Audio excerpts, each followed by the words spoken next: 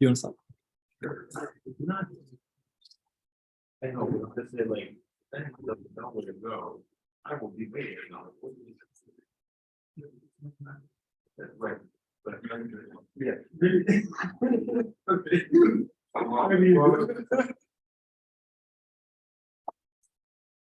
Okay. What did I call this? Generative NonGaussianity or something? Okay, so this is going to be what I call amateur hour, since I'm a huge amateur of what I'm going to talk about. This is largely an excuse for me to. Okay, so I'm going to tell you a bit about some tools that have kind of come out of machine learning in the last, I guess, 8 years now, for how to deal with really, really non-guessing distributions. Okay? So suppose that I give you a bunch of samples, okay, and they're taken out of some unknown probability distribution, okay, and I really don't know what this could be, and X might be a very high dimension space, okay. So maybe you have like pictures of the sky, maybe you have pictures of human beings, okay, this sort of thing. And now, okay, I just have these samples. There's some things that I might want to do with it. So one thing you might want to ask is, what? But obvious, okay. Remember, I only have the samples. Okay, is there an efficient way to construct a good approximation of this? Okay. 2, maybe you want to do some sort of MCMC sampling and this sort of thing. So how do I generate new samples? Again, since I don't know this a priori. Or even, you can imagine lots of cases where you do know what the probability distribution is, but it's like, I don't know how to generate samples of that arbitrarily complicated thing. Okay, it's super common. And then another thing that you might be interested in doing, my interest lie is, how do I quantify the non-Gaussian?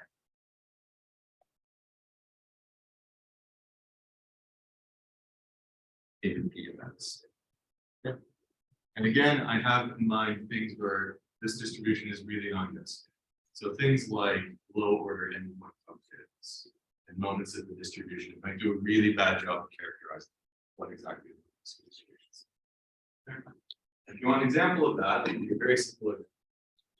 Suppose that I have X is derived from some normal distribution, okay, and then I let Z equal X plus, we'll just call it this.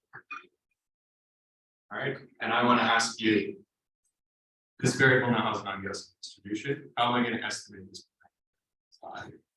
So your first thought might be to get the 3-point, okay, and if you do that, and you say, as a function of the actual parameter in here, it's controlled with non-Gaussian. When this becomes big, it's a super, super non-Gaussian distribution. Okay. Suppose I'm going to estimate it by doing something like Z over Z squared 3/2. Okay. And so for small xi, everything's fine. Okay. But there comes some point where as you start to make this parameter bigger and bigger and bigger, so the distribution is more and more non-Gaussian, this will turn over. And your estimate is now the distribution. So your estimated skew of the distribution is better, even though it's like insanely non-Gaussian. Okay? And so this is not meant to be a realistic example. You looked at the PDF, it's super obvious it's Gaussian. But it's just a very simple example of how just doing like moments is not necessarily a characteristic of your distribution. Okay. All right.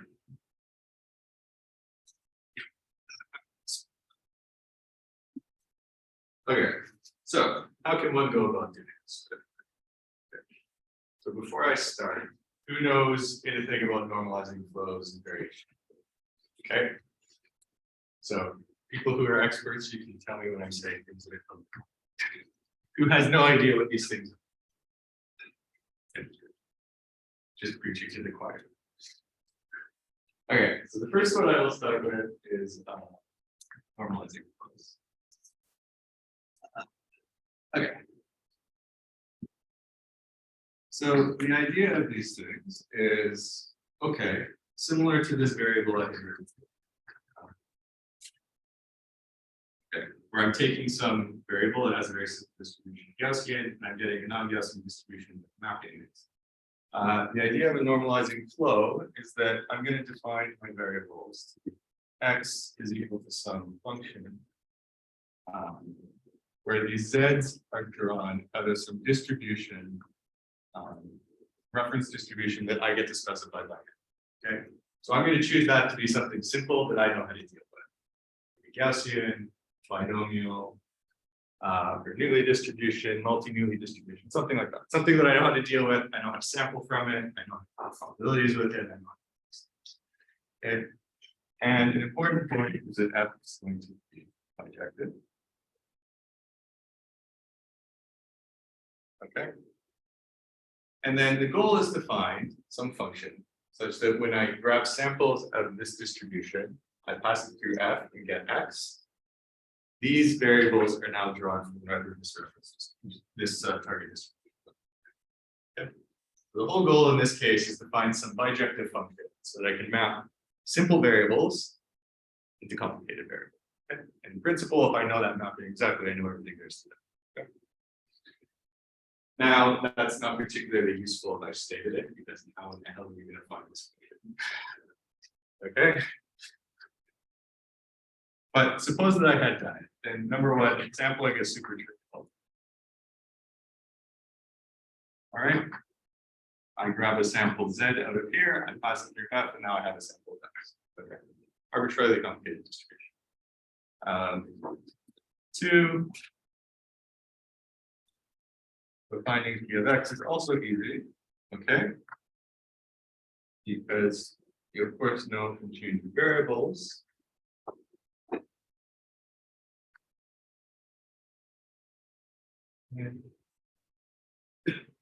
The probability distribution for this and for this are just connected to each other by the determinant of the equation.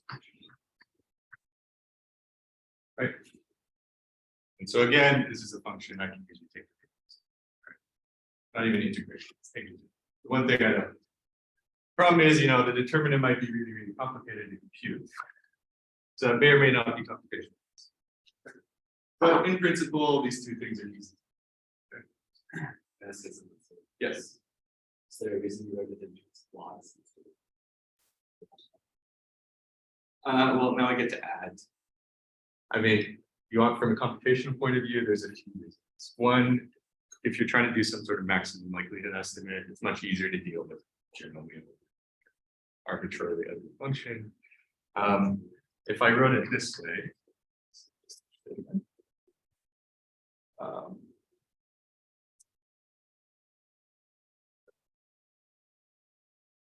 okay, so I'm going to get to what the flow part of the normalizing flows is in a second. This will become a product of a lot of terms. And numerically taking products is stupid. You should never take like products of huge number, products that are very long. You want to sum up things, and that's just you're less likely to over. Yeah.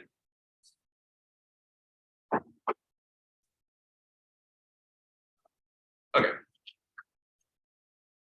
So now the question is, how do I go about trying to construct something, some function here, such that you know this determinant is going to be easy to compute, and I can actually figure out what the function is. Okay. So as I said, this is the flow part,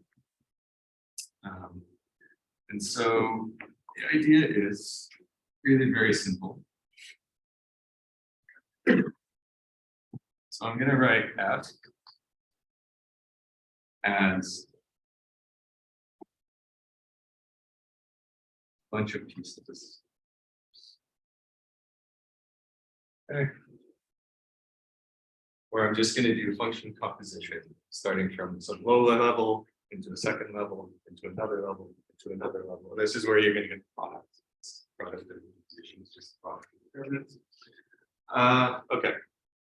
And now I'm going to parameterize these FIs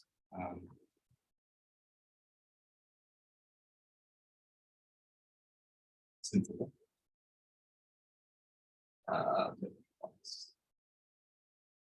Okay.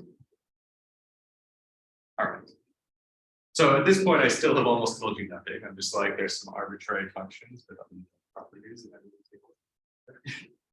But the idea being that I'm going to define these f's to be like simple in the sense that I know how to compute determinants of the Jacobians. I have some understanding of how I can actually fit parameters that are in these functions. And I'm just going to stack these building blocks together. And by doing that, I get really, really, really complicated functional behavior. And so this will, of course, look a lot like some sort of deep network here. Okay, because what am I doing? I have input this nonlinear function that becomes input into the next level, and the next level, and the next level. Okay. So this is why machine learning is. Okay. Everyone's good with this? Makes sense? Okay. And the hope is that dealing with these individual little building blocks is much easier than dealing with super complicated. Now, there's an implicit assumption here that this mapping is well described by a composition. Okay, and however I decide to define my little building blocks is actually a good way to try. Okay. But there's plenty of ways you could imagine this is good. For example, you could say each of these layers is going to be some like little local convolution. Okay, and I'm going to do a convolution. I'll do some nonlinear mapping on it. I'll do another convolution, another nonlinear mapping, and I'll let you kind of build up a localized structure. It spreads out. Okay. All right. So at this point, if you want, you can just say, I'm going to write down a parameterization for the F's. I'm going to give it a ridiculous acronym that people will like. I'll write a paper and I'll make some plots, and yeah, I get hundreds. Is that too cynical? All right. So that's one approach, and I'll just quickly go over the kind of thing people will do. So one very common thing is people will just say, okay, I'm going to define my F of I. Okay, remember this is bijective. So if X lives in like a d-dimensional space, it also has to these functions.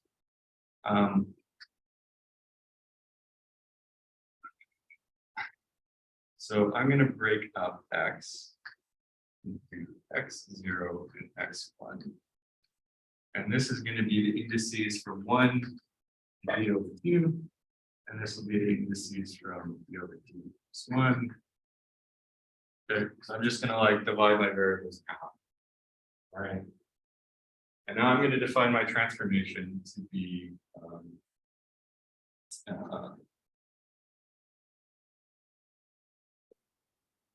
sorry, and I'm going to do the same thing with Z's.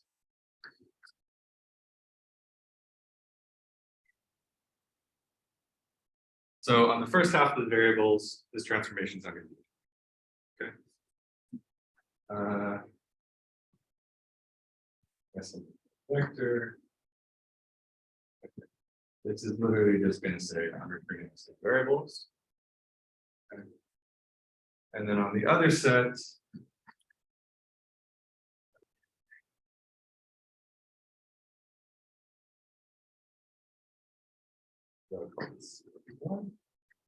what this is going to do is it's going to take my Z1 and it's going to multiply it by some scaling that only depends on these variables that are not changed.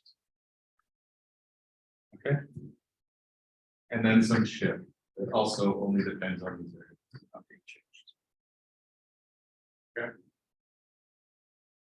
This makes sense. So I've got two sets of variables. One I just freeze, like these variables are not going to change. The other set, I'm saying, okay, subject to those frozen variables, the other half of the set of variables, I can apply an overall local scaling to them and a shift. Okay, where these are some potentially very complicated looking functions. All right. And so now I'm going to parameterize the scale function and the shift with some sort of parameterization. Okay. Yes. Are the indices on these F's different from your? Yeah, I'm using bad notation. Okay. That better? I'll call that G. Sorry. Not good notation. Okay. All right. And you might say, well, why are you doing something so ridiculous as this? Okay. Like why do you think this is a useful way to parameterize things? The point is, if you work out what the Jacobian looks like, this is a triangular matrix. Okay, and so I know how to take the determinant of the triangular matrix. It's the product of the diagonal. Super easy. Turns out that the product is just product over heated SI.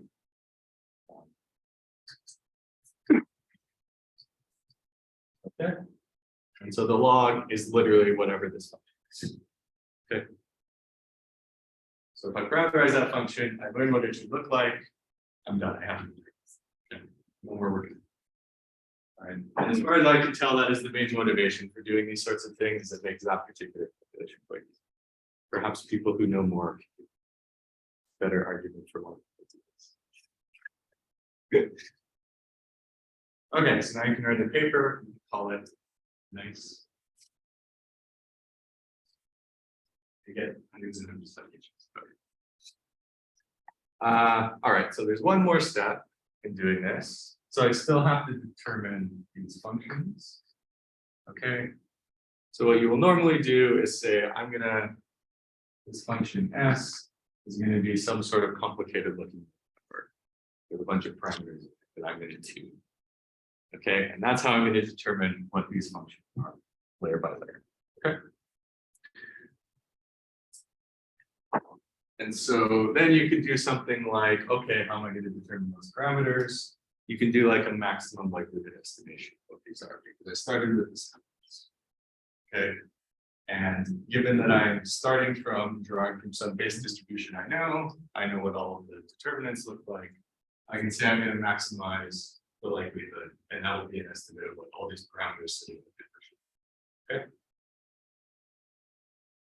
Now, as physicists, this maybe seems a bit unsatisfying. I'm just like learning millions of parameters. I don't really have a very good interpretation of what they are. Okay. Having said that, this works quite well in practice very often. I should maybe show some examples at the end. Okay.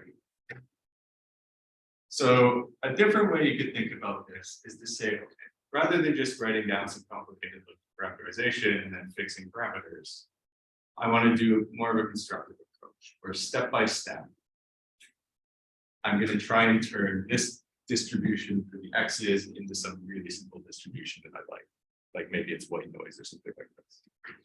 All right.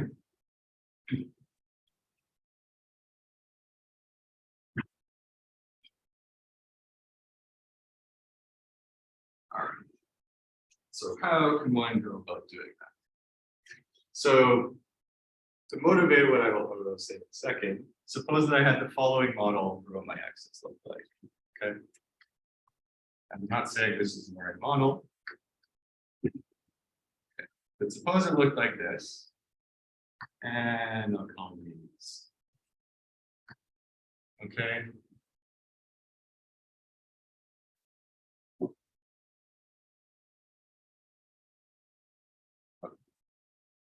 I'm going to say that x is the sum of a bunch of random variables. Okay, and these random variables are independent. Okay. These are, some non-Gaussian. Okay. So I have non-Gaussianity built in, but it's kind of a linear non-Gaussianity, where I get to draw these eta variables from some distribution, and then I linearly compose them to get my x. Okay. So suppose this was actually a good model. Okay. And now remember, the normalizing flow is trying to take the distribution for this x and turn it into something simple. So suppose I wanted to turn x into white noise, which means I want I to be d-dimensional normal with zero mean, and I can. Okay. Turns out for this, you can do it more or less exactly. Okay. So the first thing you would want to do is say, I'm going to define some non-Gaussianity. Okay. And here, I don't know, maybe you want to use kurtosis. Maybe you want to use something like the KL divergence. Maybe you want to use a Shannon entropy. Okay. I'll let you pick your measure of non-Gaussianity like this. Okay. And now the idea is I want to find the most non-Gaussian of these eta variables. Okay, because they're all independent. I can look at them one by one by one. So what is the thing that you would do? You would say, I'm going to define some first eigenvector if you want. And I'm going to look for I'm going to take this, I'm going to dot it into my x's, and I'm going to try and maximize my non-Gaussian measure over choices of. Make sense to everyone?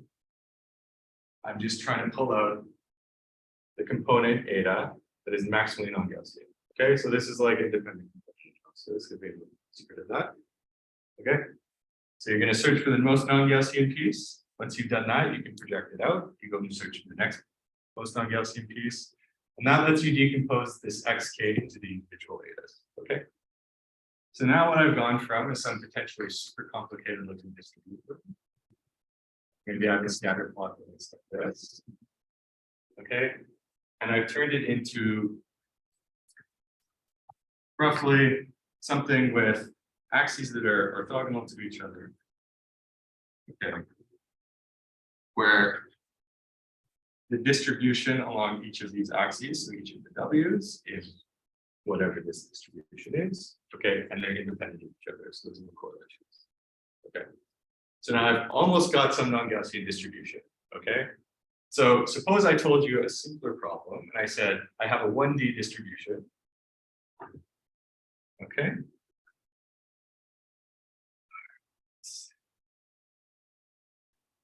So I have some random variable and it's one-dimensional. Okay. And I give you either the PDF or the CDF of that variable. Okay. And I tell you I want to turn this thing into a Gaussian. Okay. There's an analytic way to do that. Okay, which is to say, suppose that I have this eta is drawn to some non-Gaussian distribution. Okay. So let's see if we can see that.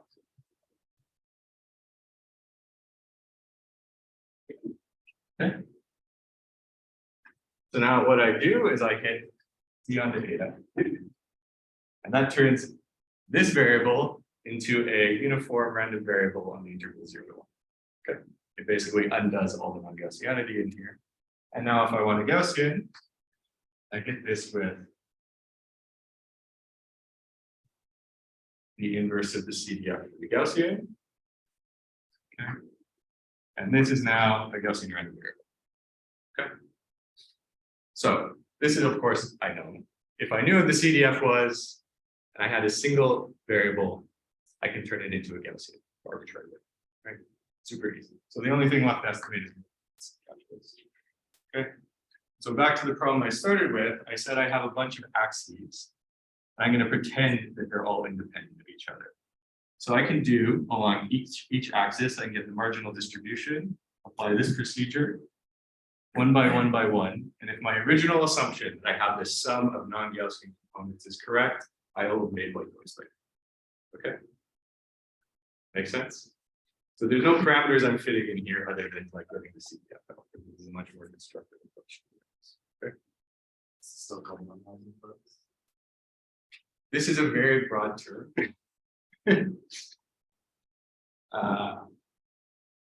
This is, people do different versions of this. It's not exactly this one people usually do, but this is usually called like a Gaussianizing flow. I'm trying to turn it into. There's some different details. Okay, so the general parameter you have to put over this composition. If you want, before I'm like, this is some function with some parameters, I'm going to fit the parameters. Okay. By maximum likelihood going through many layers to end at the end. Okay. So we're starting.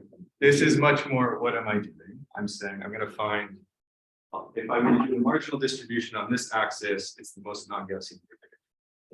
Okay. So I'm going to go there, and just those marginal directions, I'm going to turn them into a Gaussian. Okay, I'm going to find the second, the same, and I'm going to do that for all of them. Okay. So you're just saying, what's the most non-Gaussian piece? I'm gonna Gaussianize that. What's the next most non-Gaussian piece? I'm gonna Gaussian this. I think I get the sort of best procedure, just you had this original language where I was just trying to. Yeah. So Okay. it is. So as I said, I had to assume that my x was some, right? Some sum, and these were uncorrelated or independent, sorry. Okay, in general, that's not true. But what you can do is you can say, I'm going to define this transformation I just made to be one layer. So this is our last step. This will be like, here's one half. Okay, I've now applied some nonlinear transformation. Right? Yeah. And I know that all of the remaining non-Gaussianity has to be in the correlations between these variables, right? So I'm going to repeat the same procedure. And I'll repeat the same procedure. And I'll repeat the same procedure. So what are you doing when you're doing that? You're not really maximizing the likelihood, but what you're doing is, so the appropriate normalization of W's, kind of grabbing the axes is almost a rotation, so it has moved. So this first step of like picking out what axes do I need to squish the data along doesn't do anything to probability distribution. This obviously does. Okay. And what you're doing when you do this step is you're taking the KL divergence between your actual data and a Gaussian and the white noise Gaussian. You're trying to make that as small as possible. Okay. And so what you're doing at each step is, at the end of the day, we're trying to get a distribution that's white noise. And so that will have KL divergence, the white noise of 0, obviously. So each step, I'm reducing that difference to the KL divergence. So step by step, I'm moving towards this distribution. Okay. And so then you just stack these layers on top of each other. And the nice thing about doing this is, the physicists will also appreciate. Okay. No. Okay. So a different way that I can think about this is I have some configuration space, and now I'm going to apply n transformations to it. So I have n time steps. And so I go through here, and that's like going through one time step of the dynamical system. And I go through another time step of the dynamical system. Another time step of the dynamical system. Okay. And so at some level, you can think about this transformation as some dynamical system that you're trying to and as I said, one of the things that I'm really interested in is how do I quantify the numbers in this distribution? This gives a very, very explicit way to ask what has changed to the non-Gaussian distribution. And I'm really systematically trying to pick out as much of it at each step as I possibly can.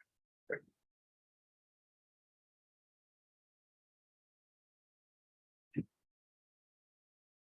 Make sense there, everyone? I don't know if everyone in the room knows what KL divergence is. Oh, sorry. Does anyone not know what KL divergence is? Sorry. Okay, sometimes forget. Okay. Thank you. All right. So a KL divergence is it's not a length. It is a measure of how different two distributions are. Okay. So suppose I have distribution P and distribution Q. Okay. So it's just defined as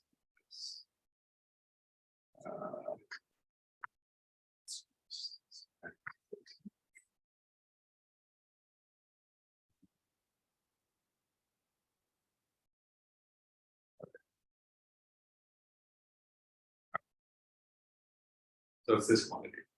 Okay. Now, provided that Q is a normalized distribution, and P is a normalized distribution, meaning you can integrate to 1. You can show that this is bigger than or equal to 0. And it's equal to 0 if and only if P and Q are equal, I think, almost everywhere. Okay. One of those complicated probability. I forget exactly which one. Okay. And so if you want, if you say that my KL divergence is 0, and you're specifying what this reference distribution Q is you suddenly know what W is. Okay. So it's tempting to think of it as a length. The problem is this is not equal to this. Okay, so it's not symmetric, so it actually can't be used. Like, but it is in some sense a distance. Okay. And if you want, if this first piece wasn't here, this is the negative of the Shannon entropy, which is your usual notion of entropy in physical mechanics. And then there's a correction to say, okay, I need to, Q is sort of telling you, I have a phase space. This is how I partition it up into unit chunks, so it subtracts on that. So, make sense to everyone? I think you should mention Q being Gaussian is what makes it. Sure. If you choose Q to be Gaussian, then you're asking how far am I with the Gaussian distribution? Sure. But you can make Q anything you want. It does not need to be Gaussian. Generally. The important thing is this is, if you set it to 0, you've turned this distribution into this. Okay. So decreasing the KL divergence is pushing you towards whatever your target is. Okay. All right.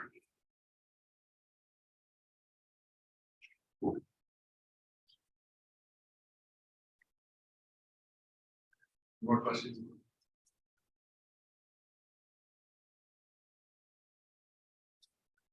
Two. Less people think this is not.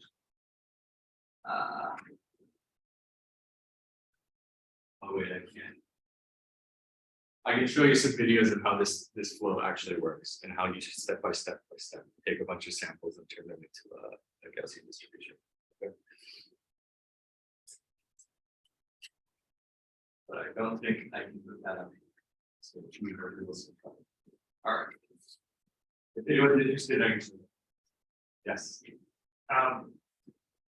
So I don't know. I'm asking. Maybe a great question. Here, sort of, I think you phrase most things. You're looking like access some dimensionality vector, right? And you're looking to map it into the space of the scene. Yeah. So it has. This is what's different with the autoencoding. But this is a bijective map, right? So it you can only be bijective. It's the same. So if you want, it's a lossless. If you want, you can call it a compression scheme, but it's like I'm taking Gaussian, which is like the highest entropy thing I can write down, and I'm doing a lossless compression into some other variable. Would be a way that you can think about it. It's actually the requirements that is that is bijective. That Automatically is like you have to go between the same space, right? That's not a sufficient condition, but it's necessary. Yeah.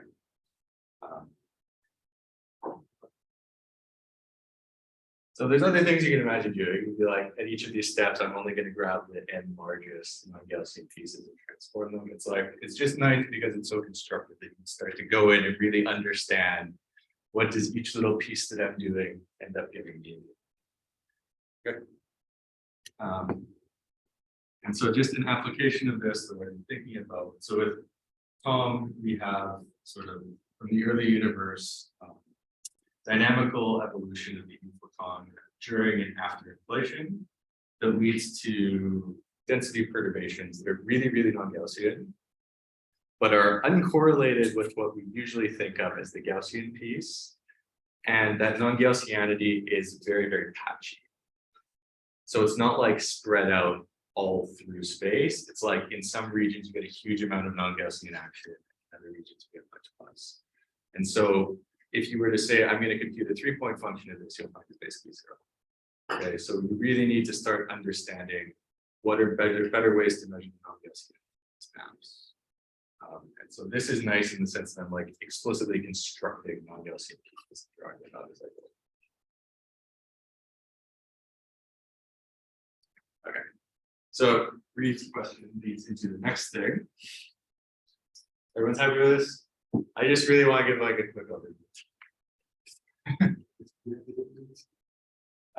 Which is variational autoencoders, which are trying to do very similar things. Okay, except I'm going to scrap this notion that I have a bijective map. Okay, and instead I'm going to do lossy.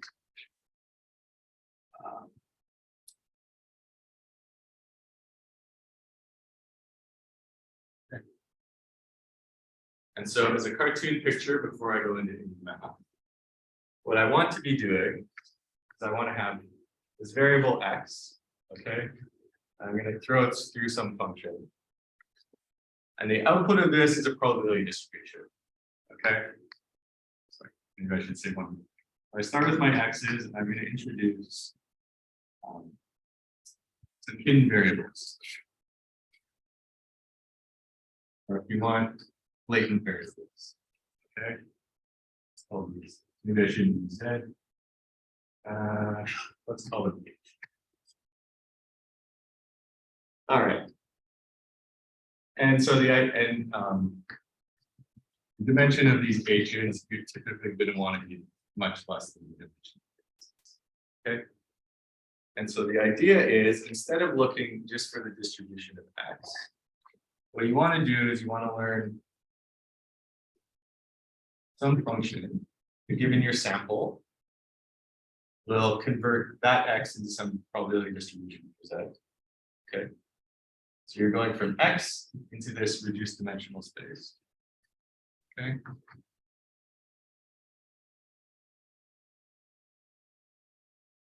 Call them encoder.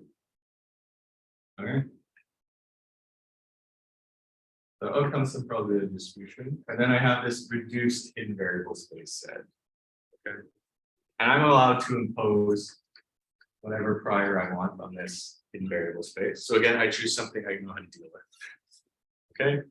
And then the extra part that makes it an autoencoder is that if I were to grab a sample of z out here, I can learn a function x at z. It gives me a probability distribution for the x's. Okay. So this is like the decompression. Okay. And this is. Okay. So what I'm doing is I'm taking a sample. I fire it into some hidden dimensional space. So I compress its information down into some other probability distribution. And then I expand it back out. Okay. And so this is a reconstruction of this encoder. And then you can compare those two samples. Okay. Yes. Clarification of the H. Oh, sorry. No, I used H. Sorry. Yes. That's different. H. Yes. Sorry. Sorry. It's Z in here. All right. So then the question is, how am I going to determine these things? Right. Okay. This is just like hand wavy. Okay. And I guess the point here is, because you're doing a compression, you can really try and find what are the important features in this space when I do the encoding distribution. Okay. And that can, if you find that in this encoded space, all of your samples cluster down onto like some low dimensional manifold, it's like, well, there's some simplicity there. I can start to look for it. Alternatively, okay, you could just use it as a black box if you wanted to. Maybe not when a physicist wants to. Okay. So yes, you're going to tell us how to decide on these maps, but you're also going to tell us how do you get P of X information as close to P of X as possible. Yeah, that's what I'm going to do. That's what I'm going to do. Okay, so how in the hell do you go about figuring out what these encoders and decoders are? Okay. So remember, I'm trying to learn P of X. Okay. And what I've done is I've introduced this other space of variables. Okay. So what I'm really saying is I can write this P of X like this. Okay. All right, this is the assumption. Okay. All right. So I've turned it from what is this to what is this. Sorry, I wrote that wrong. Okay. Okay. So how do I go about determining what that is? So for this, I just will use. I'm going to write. Let's say I have some parameters in these things that I'm just going to call data. Okay. Oops.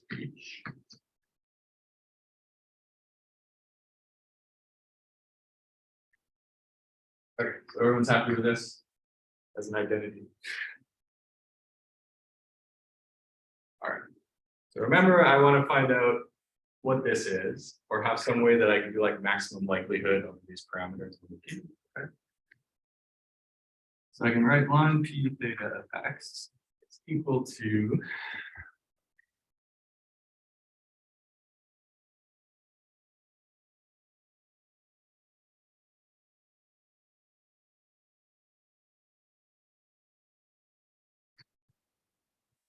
okay.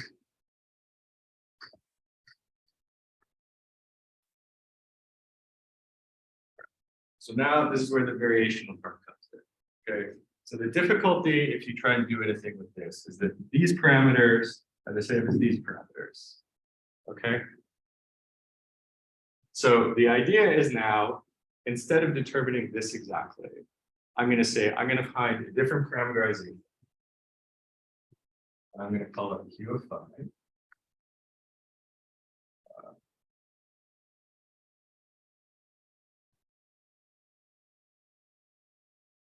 And I'm going to use this to try and approximate P. Okay. And the important thing is these variables are not these variables. Okay. All right. So I can just add and subtract log of this thing in here.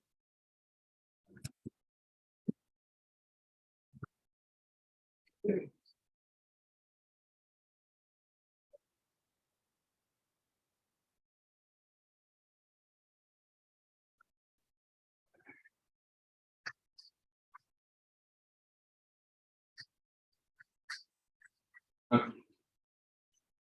And now if I integrate against Q of phi, so over H, remember this is probably a distribution. Okay. There's no H's over here, so I'm just going to get the same thing back on the left-hand side. And if I take an expectation value over Q of phi here, this is the KL divergence between Q and P. Okay. And so we know it's positive, and when these distributions are the same, it's equal to 0. Okay, remember this is trying to approximate this distribution. Okay. This will turn into a KL divergence between Q of H and this prior that I get to specify. Okay. And then there's another expectation value for Q. Okay.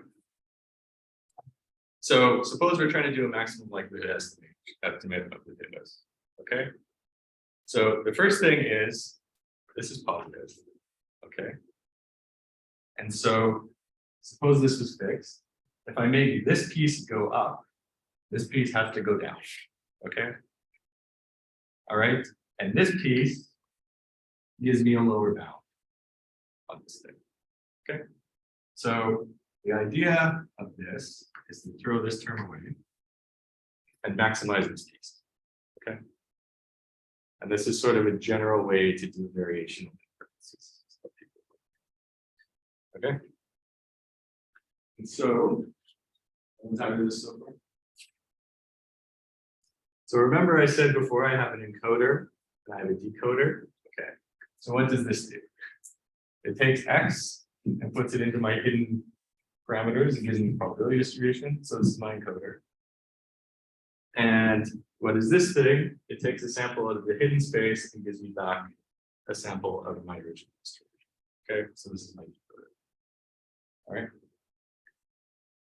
So this is some function theta and phi. Okay, and so what I'm going to do is maximize this thing. Okay. And in doing that, you're hoping this goes to 0. You're hoping you have a sufficiently broad parameterization that you can make this thing small. And then maximizing this will mean that you've maximized what you could. Okay. Make sense to everyone? So how do you know how to choose the phi parameters? This, I don't have a good reason. This is where it becomes, and it's machine learning, we'll throw some deep learning. Okay. That's I haven't thought deeply enough about like, can you design a good parameterization for this? I'd say that depends a bit on the problem. So one thing people will use this for is when they're generating like fake faces and this sort of thing. This is one of the very common. And so in that case, they tend to use like convolutional neural networks to go down, and they will basically invert the convolution to go back out to the decoder. Okay. And so this versus a non-variational encoder, it's important that these are probability distributions. Because if I want to generate new samples, suppose I've learned what the encoder and decoder are. I just grab some sample out of the space, shoot it through the decoder, and it's like, oh, there's a probability distribution I can sample my new X from. So you can take the mean of that distribution, you have different choices for what you do. So this is how it becomes a generative, where you can actually, once you've trained it, you can make new samples by just slicing it in half and starting in the hidden space.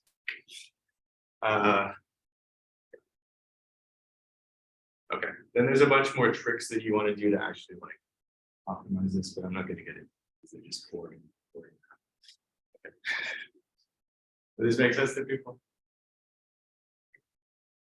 So now, obviously, yeah, to train, you can do things like say, okay, I'm going to grab all my samples, I'm going to put them through the encoder and back out through the decoder, and I need to make those two images look the same, right? And so what you will do is something like, I'm going to maximize the likelihood of my decoded probability distribution subject to I knew what the input was, okay? Or you could do like a linear error approximation or error approximation. Okay, that's then it becomes what's your choice of error function. That's a bit dependent on what you're. Okay. Everyone's happy with this? Okay. I'll just show. So this all seems like, why would anyone go to? Fair enough. I want to just show quickly that these things actually do sort of. I briefly toyed with the idea of doing live coding and then decided that would be a horrible idea. Because TensorFlow is a massively huge library with very strange design decisions occasionally. I still have not managed to remind myself on it. So just as an example, I'm kind of combining these two things here. So what I've done is I just said, I'm going to build a normalizing flow by hand, and there's going to be some random parameters. Okay. And I'm going to have two random parameters. So I've just stacked up some stuff. You can see what the transformation is. Okay.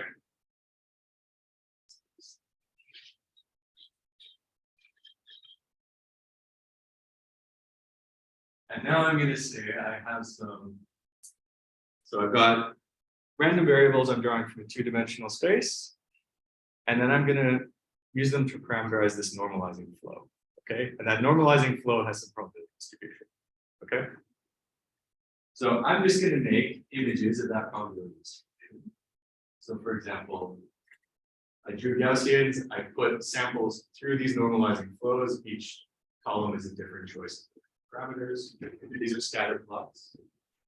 So I'm going to turn those into images that are the probability distributions of those scatter plots. Okay, and so just so it takes not too long to train, these are 36 by 36 by 3. Okay, so you're talking about 2,000 parameters. Okay, in these images. All right, so I'm going to use that as my data. So this is obviously, these are images of a really complicated problem. Okay. Here's some examples of what they look like. But I want to know, can I figure out how to train something to produce new images like this and also now forget about the normalizing flow. Okay, I just built a variational autoencoder here. And it works without thinking too much, which is okay, it's good for data exploration. Okay. And so I took all these images that are just like, I have a normalizing flow, it generates a PDF, the PDF is a complicated thing. I'm going to make 5,000 of those images, I'm going to train the autoencoder. And then I can look at, so remember all these normalizing flows only have two parameters. Okay. So if I look at the distribution in the hidden space, it looks like this.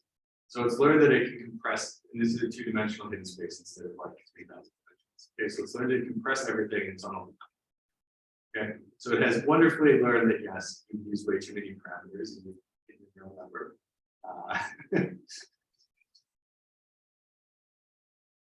All right. And then you can do things like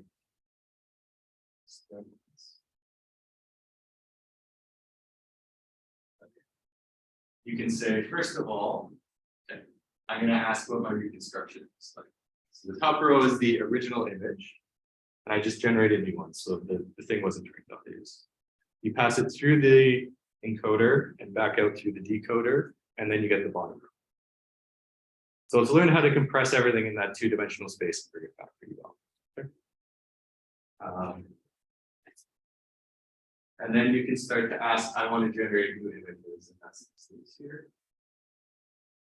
Okay. All right, so these are new samples that should generate. Same data set. And they look more or less like all.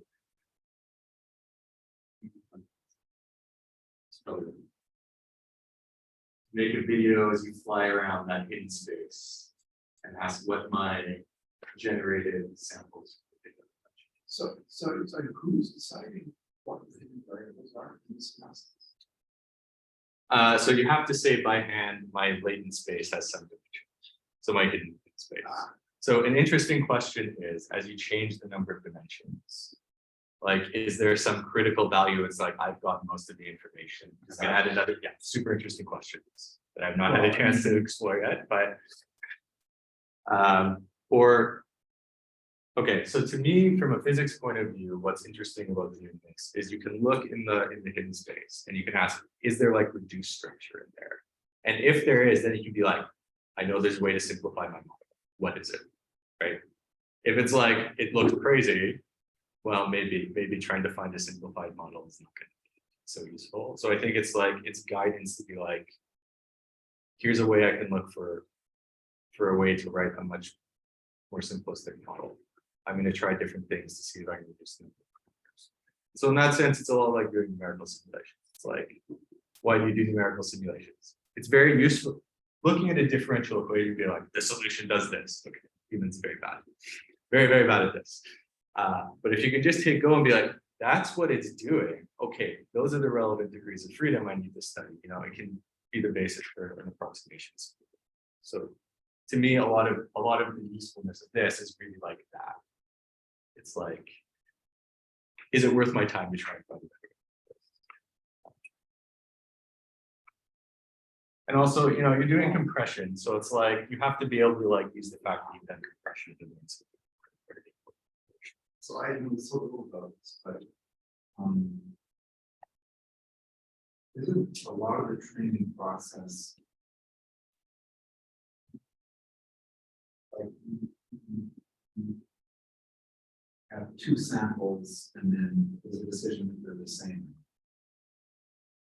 And then given that information, you can then determine what the variables are. So for example, you have your scatter plots of points, right? So I mean, might be the crucial information is the number of points, not the distribution of the point, right? So then a decision is made to say two samples are equivalent at exactly the same points, which is of course not the direction of the line. That is another interesting question you can ask, right? You can start to say, okay, I took these images and they all go to, I have some distance measure in my latent, but yes, all super interesting questions. So then there's this ultimately something that's making the decision. So this is of course the problem with all deep learning. It's like I have some horribly complicated function. I learned the values of some parameters. It does what it does. Okay, I mean that is ultimately there's some intelligent thing that's making the decision. In order to get the process. Maybe I'm intelligent.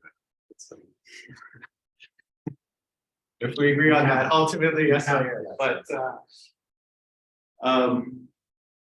it is you're trying to drive it towards a maximal value for the likelihood given your input data. So you are in the sense doing like a principled statistical procedure. And you can rewrite this term in different ways, but you know, this is basically saying I want my encoding distribution like prior to try to be similar to each other. I don't, otherwise, like, I want to make this quantity big. And this is, well, okay. You can roughly think about this as like sampling the internal space and then asking, was I very likely to get this? And so there's a tension between those two things. So at the end of the day, what's setting all the parameter values is just attempting to make this quantity big. Now, yeah, you have a lot of, how did you choose to parameterize this probability distribution? How did you choose to parameterize this probability distribution? Okay, I mean, I think that's like probably problem dependent. I mean, there's theorems to the effect that is problem dependent. And I think there's a lot of, you know, at least to me, it doesn't seem like people really understand what the right choices are in the way that a physicist would like to. Here's your function with 6 parameters in it, fit them, right? It's more like, let's throw down 1 million parameters. We can tune enough things that it will work out. But then you might ask, okay, are there degeneracies in that parameterization? So an interesting thing would be like, how do you impose rotational and translational variance? And the, sort of an obvious way to do that would be like right at the bottom of your hierarchy. Go to Fourier space and say, I'm going to parameterize that by a power spectrum that's only dependent on the amplitude. Okay, and then I'll go back. The difficulty with that is you now need complex variables. And so the way all these deep learning libraries work, they don't let you do that. So there's like horrible technical complexities if you want to use sort of off the shelf deep learning things and not have to like write your own deep learning software from scratch. Which, you know, it's a surmountable problem, but There are, here's your question. There are some approaches where instead of just trying to learn this encoder variant, you actually try to learn the encoding so that you have a space position velocity.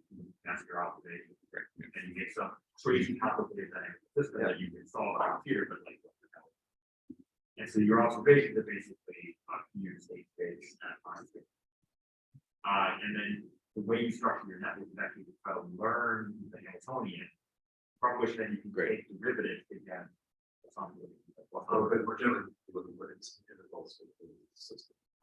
that sounds great. Essentially, like the way you structure. You're imposing some constraints on the way that you build this, right? Yeah, like all of this super interesting. Yeah, it must go through an integral equation. Yeah. And then like that is exactly a way that you can expose physical knowledge to how the network is allowed. So what context do people find? The ones that I've seen are I have like the lines of track, like relatively low order by galaxies. And we learn. So I understand how it would be using intellectual exercise to see do that, That's still. but is it, you know, so I mean, of course, we're finding considering that how much we need for time. It doesn't. Yeah, so I don't know if good example like oh someone learned what like the physics of the sport world, but they have people have tried to like physics informed. Yeah. I will say, so I did say I'd say it. One fun thing you can do with these is suppose you're doing like trying to find the ground state of some complicated field theory, right? So then you know the probability is proportional to e to the minus action, right? So you know what your target probability distribution is. You can effectively do the inverse version of the normalizing flow. And then you can learn this is an approximation to samples I would have drawn from this ground state. Now it's not exact, but because it's a reasonable approximation, you can do things like Metropolis Hastings and not have rejection rates that are like 99.9999%. And so you can take that as like, this is an improved first guess for what I'm doing, and now I can refine on it. And that first guess might be a really hard problem. I mean, I think that's another useful thing. So for PDEs, for example, if you have like an elliptic equation, the difficulty is not writing the elliptic solver. It's like, what's a good guess, right? That's the like general who knows. And so you can imagine like, I'm gonna train some neural network or some machine learning thing. I don't really know what it's doing, but it will spit out a reasonable first guess for me to then solve the problem. And so I've solved the hard thing, which is where do I start in my configuration space? And then off that, you can refine and get the right answer. Anyway, the Hamiltonian stuff. I get like this is another thing I've been like, yeah. I'm like, man, how do I impose its following equations?